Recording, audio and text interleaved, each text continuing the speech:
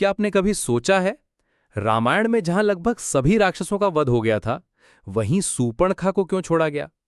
क्यों उसकी सिर्फ नाक और कान काटे गए, लेकिन जान नहीं ली गई? यही वो रहस्य है जिसके बारे में कम ही लोग जानते हैं। रहस्य की शुरुआत नाक कान कटने के बाद सूर्पणखा से हुई। नाक कान कटने के बाद सूर्पणखा हमेशा कपड़े से अपना चेहरा ढककर रहने लगी। लोगों ने उसे भुला दिया, पर उसकी कहानी यहीं खत्म नहीं हुई। रावण की मृत्यु के बाद सूर्पणखा अपने पति के साथ शुक्राचार्य के पास पहुंची। जंगलों के बीच उनके आश्रम में वहीं उसे आश्रय मिला। शिवलिंग का वरदान। शुक्राचार्य ने राक्षस वंश को मिटने से बचाने के लिए शिवजी की कठोर साधना की। शिवजी प्रकट हुए और उन्होंने एक रहस्यमयी स्वरूप लिंग दिया, पर चेतावनी भी दी कि जिस दिन कोई वैष्णव इस लिंग पर गंगा जल चढ़ा देगा, उस दिन राक्षसों का अंत हो जाएगा। इसलिए शुक्राचार्य ने उस लिंग को हिंदुओं से दूर रेगिस्तान की भूमि में स्थापित कर दिया, वही जगह जो आज अरब का मक्का मदीना कहलाती है। सूर्पणखा की परंपरा। चेहरा ढककर जीने वाली सूर्पणखा की यह आदत उसके वंशजों में एक परंपरा बन गई। आज भी अरब की महिलाएं चेहरा ढकती हैं। रावण का वंश मिट गया, लेकिन सूर्पणखा का वंश आज मुसलमानों के रूप में जीवित है। यही कारण है कि वे शुक्रवार को विशेष महत्व देते हैं, क्योंकि शुक्राचार्य ने उन्हें जीवन दान दिया था। अरब की परंपराएं।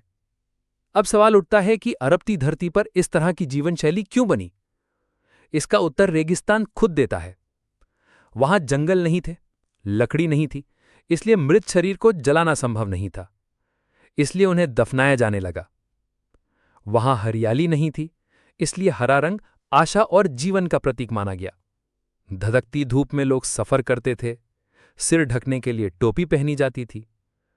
खेत और अनाज नहीं थे, इसलिए जानवरों का मांस खाकर भूख मिटाई जाती थी। इसे नाम दिया गया कुर्बानी। पानी बेहद कीमती था, इसलिए स्वच्छता के लिए खतना की परंपरा बनी। मिट्टी से मूर्तियां नहीं बन सकती थी, इसलिए मूर्ति पूजा भी नहीं हुई। खाना बदोश जीवन था, बर्तन कम रखे जाते और एक ही थाली में कई लोग खाते। वंश बढ़ाने के लिए हर पुरुष को 4 शादियों की अनुमति दी गई। असल सच्चाई।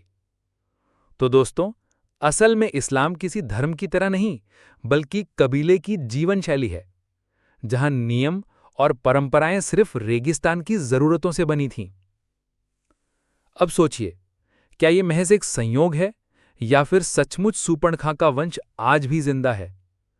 क्या मक्का मदीना वही स्थान है जहां उस शिवलिंग की स्थापना हुई थी? और क्या सचमुच उस पर गंगा जल चढ़ने से राक्षस वंश का अंत हो जाएगा?